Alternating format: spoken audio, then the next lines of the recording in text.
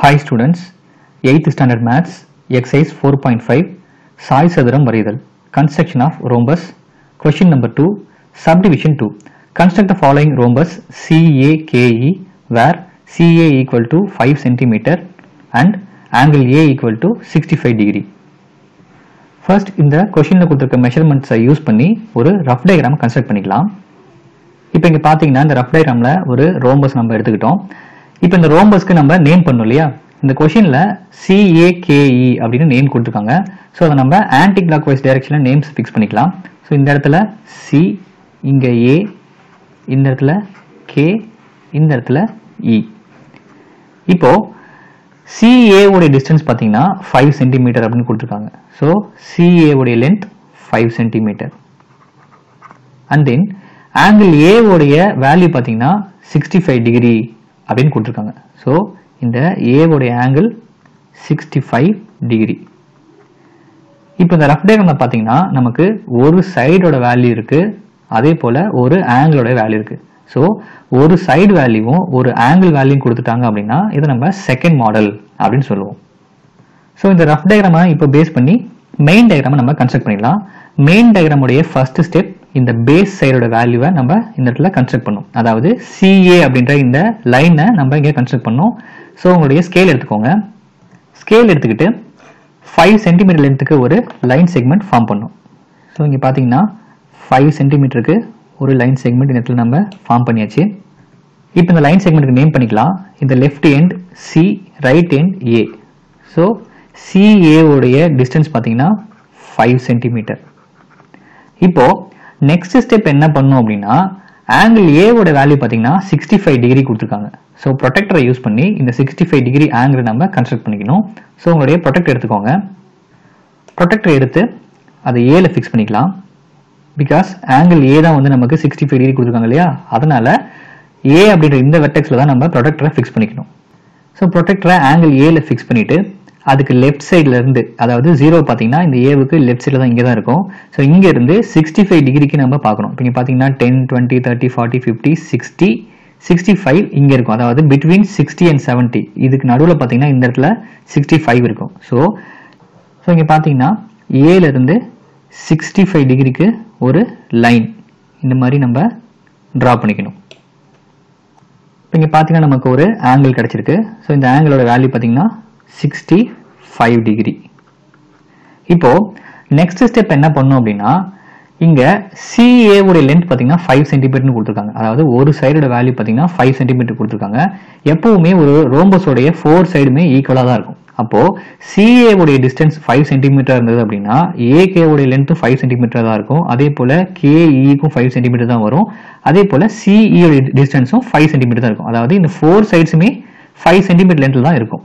So இந்த இடத்துல 5 cm, அதே போல KE-க்கு நமக்கு 5 cm, அதே போல EC-யோட டிஸ்டன்ஸும் பார்த்தீங்கன்னா 5 cm.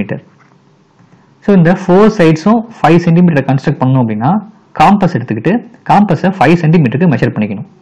இங்கே பார்த்தீங்கன்னா காம்பஸ் எடுத்தாச்சு. காம்பஸை 5 cm மெஷர் பண்ணிக்கலாம். ஸோ காம்பஸை 5 cm மெஷர் பண்ணிட்டு ஃபர்ஸ்ட் காம்பஸை வெர்டெக்ஸ் ஏல ஃபிக்ஸ் பண்ணிக்கணும்.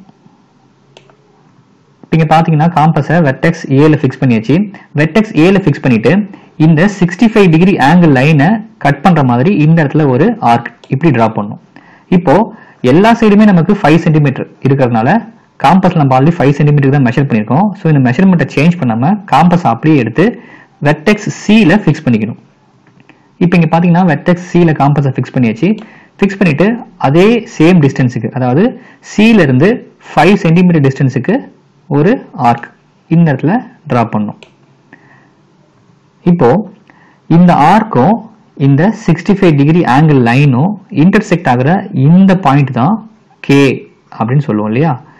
இப்போ நெக்ஸ்ட் ஸ்டெப் என்ன பண்ணும் அப்படின்னா காம்பஸை இந்த மெஷர்மெண்ட்டை சேஞ்ச் பண்ணாம அப்படியே காம்பஸ் எடுத்து வெர்டெக்ஸ் K-ல ஃபிக்ஸ் பண்ணிக்கணும். ஸோ காம்பஸை வெர்டெக்ஸ் K-ல ஃபிக்ஸ் பண்ணிட்டு இந்த ஆர்க்கை கட் பண்ற மாதிரி இந்த இடத்துல இன்னொரு ஆர்க் கட் பண்ணும். இப்போ காம்பஸை ரிமூவ் பண்ணிடலாம். இப்போ இந்த ரெண்டு ஆர்க்கும் இன்டர்செக்ட் ஆகிற இந்த பாயிண்ட் தான் நமக்கு வெர்டெக்ஸ் E. ஸோ இந்த இடத்துல கேபிட்டல் E அப்படின்னு மென்ஷன் பண்ணிடலாம். இப்போ இது எல்லாத்தையும் நம்ம ஜாயின் பண்ணிடலாம். அதாவது Kல இருந்து E ஜாயின் பண்ணிடலாம். அதே போல Cல இருந்து E ஜாயின் பண்ணிடலாம். இப்போ இங்க பாத்தீங்கன்னா ஃபைனலா நமக்கு CAKE அப்படின்னு ஒரு ரோம்பஸ் சாய் சதுரம் நமக்கு கிடைச்சிருச்சு. இப்போ நெக்ஸ்ட் ஸ்டெப் என்ன பண்ணணும் அப்படின்னா இதோடைய மூலை விட்டங்களை நம்ம இணைக்கணும். அதாவது CKவை ஜாயின் பண்ணணும். அதே போல AEயை ஜாயின் பண்ணணும். ஸோ ஃபைனலாக பார்த்தீங்கன்னா நமக்கு ஒரு சாய் சதுரம் CAKE கிடைச்சிருச்சு. இப்போ இதோடைய மூலை விட்டங்களை நம்ம அளந்து அதோடைய அளவுகளை எழுதிடணும். ஸோ இங்கே பார்த்தீங்கன்னா இந்த முதன்மை மூலை விட்டத்துடைய அளவு அதாவது நீளம் பார்த்தீங்கன்னா நமக்கு எக்ஸாக்டா 5.4 சென்டிமீட்டர் இருக்கு. ஸோ இந்த இடத்துல நம்ம 5.4 சென்டிமீட்டர் அப்படின்னு மென்ஷன் பண்ணிடலாம். இப்போ அதே போல ஈல இருந்து ஏ வரைக்கும் உள்ள இந்த மூலை விட்டத்தோட நீளம் எவ்வளோ அப்படின்றதையும் நம்ம மெஷர் பண்ணி பார்க்கணும். ஸோ இங்கே பார்த்தீங்கன்னா ஈல இருந்து ஏ வரைக்கும் உள்ள இந்த டிஸ்டன்ஸ் பார்த்தீங்கன்னா எக்ஸாக்டா 8.5 சென்டிமீட்டருக்கு இருக்கு. ஸோ இந்த மூலை விட்டம் AE உடைய நீளம் பார்த்தீங்கன்னா 8.5 சென்டிமீட்டர். இப்போ நமக்கு தேவையான மூலை விட்டங்களுடைய நீளங்கள் கிடைச்சிருச்சு. ஸோ இதுக்கப்புறம் இந்த சாய் சதுரத்துடைய பரப்பளவு எவ்வளவு இருக்கும் அப்படின்றத நம்ம கால்குலேட் பண்ணலாம். So calculation of area of the rhombus சாய் சதுரத்தின் பரப்பளவு equal to half into D1 into D2. இங்க D1 அப்படின்றது முதன்மை மூலை விட்டம், D2 அப்படின்றது இரண்டாவது மூலை விட்டம், அதாவது diagonal 1 diagonal 2 அப்படின்னு சொல்லுவோம்.